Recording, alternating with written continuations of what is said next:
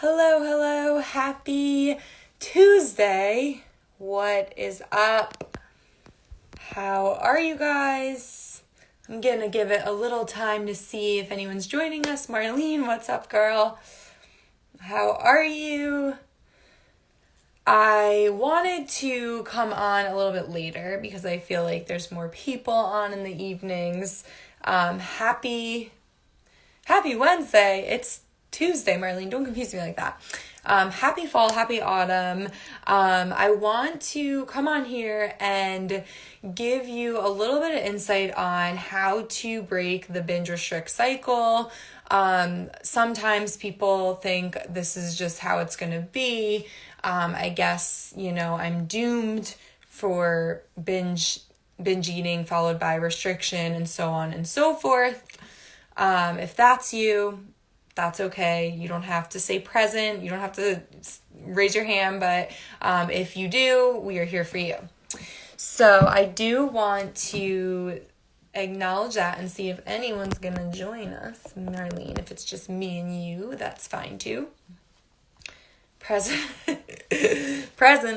So I think that binge restrict is something that happens a lot for people, a lot more often than we realize. Sometimes there's different levels to it. I think some it's more on the eating disorder spectrum where we really struggle. And for others, it's more of just, I don't want to say just, but it's more of a little bit more casual. There's different levels of it for sure. But nonetheless, there's definitely some ways we can lessen those experiences. Present, Marlene.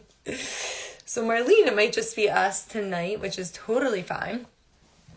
So the first thing we want to think of when we're thinking about ending the binge restrict cycle, we want to think, first of all, I like to think of the physiological things first, because this is some of that structure where we can implement before we get into the more maybe complicated things. Believe it or not, the nutrition part of it is actually tends to be the more simple part than the psychological part.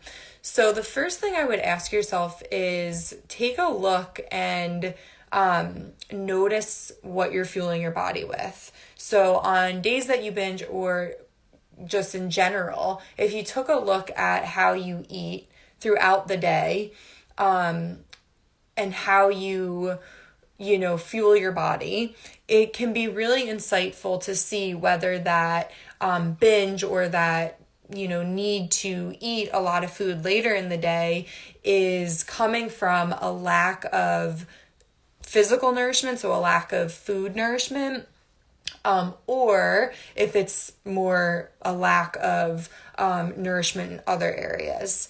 So that's the first thing. I would look at what you're eating, and I would look at asking yourself, are you eating adequate food throughout the day and nutrients? So what does this mean?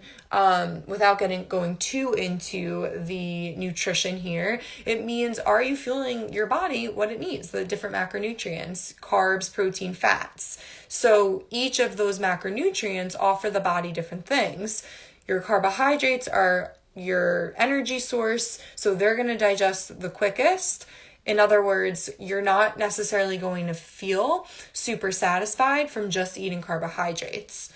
Whereas your protein digests more slowly, it keeps you a little bit more satisfied. And lastly, your fats digest the slowest and keep you full and satisfied.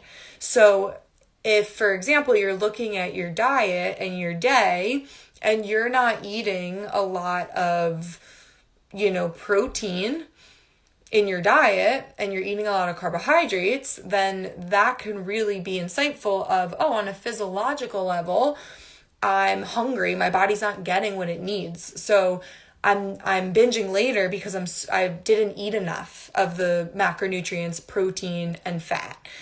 So I'm really hungry later. So it's more of a physiological thing. Let me know if that makes sense. So when we come home from work or school, whatever it is, and you're super hungry, if you look at your day and you didn't have either adequate food or adequate of the other macronutrients like protein and fat, and you only eat carbs or you didn't eat anything, then that's a physiological hunger. And that's why we're binging. So the first thing, again, look at your overall day and look at your meals. Ask yourself if they include the different macronutrients. Ask yourself if they include fruits, vegetables, and fiber. Okay, or if it's just, bird food, little bits of food, or if it's just potato chips, things like that. So that's the first tip with ending, with diminishing the binge restrict cycle. All right. The second thing is we look at, are we eating all the different macronutrients, and are you making time for eating, right? So not only are you including those foods, but are you making time for them throughout the day? Are you eating enough? So again, maybe you're like, well, I have protein, carbs, and fat in my diet, and you're talking about a really beautiful breakfast, but then you don't make any time to eat at lunch or work, or you don't make any time to eat wherever you are, at work, at school, wherever. So sure, when you eat, you might have those nourishing macronutrients and food, but you're only eating like that one time a day, and then you're going hours without eating. You better believe that when you get home or later when you go to eat, your hunger is going to be through the roof. Your hunger level, right, on a scale of 1 to 10 is going to be through the roof. So it's no wonder that meal turns into a binge fest. Okay? So check in with the frequency of eating, with your behaviors, if you're allowing yourself to eat throughout the day. All right? Let me know if that makes sense. So those are some of like the tactical things that you can check in with right away. Now, the more psychological reasons we binge, it can be, that's where it can get a little bit more, not necessarily complicated, but more you have to really look inwards and see, number one, are we restricting our diet or just ourselves in some way? So the first obvious one here we'll say is, are you restricting your diet? Do you cut out an entire food group like carbohydrates, fats, a specific food that you really like, something that you take away and that you miss it? That would be restriction, right? So anytime we do this, in the beginning, it can feel empowering because you feel like you took something away, and then you feel the sense of control, and there's the sense of certainty and satisfaction from the control. Let me know if you know what I'm talking about when it comes to food. So initially, this feels good, restriction, but really it's just a sneaky way of restricting ourselves, and something that often 99.9% of the time backfires. So when we do that, if you find yourself binging, even if, let's say, you're doing the physical things or the physical nourishment, so like you are making time to eat, let's say you're just restricting bread, but there's still other sources of carbohydrates. But if you psychologically know you're restricting something, you kind of psychologically you want to rebel. So you want to come home. Like, for example, if you're restricting sweets, you still might say, oh, well, I'm doing the physical nourishing things because I'm still eating carbohydrates, protein, and fat, and I'm eating frequently. So it's not necessarily that my physical body's hungry, but if you're restricting sweets or something, psychologically you want to rebel. Does that make sense? Let me know. So take a look and ask yourself, because it's almost like a little kid. Anytime you can't have something, you want it more. So this shows up in two ways. Either subconsciously we know that we're restricting something, so you want to make up for it and you binge on maybe something else, not the sweets, but you binge on something else because you felt yourself holding back in one way, or you see that food at a party or whatever and forget it. All bets are off. And that's when the all or nothing mentality comes in, because you're like, oh, well, I never have this, so I'm just gonna, let loose. And it turns into a binge. Then maybe you go home and you just say, oh, well, I ruined the whole night, and it turns into a bigger binge. All right. Let me know if that makes sense. So you want to ask yourself, are you restricting any food or food group? Because that is more than likely going to turn into some kind of binging.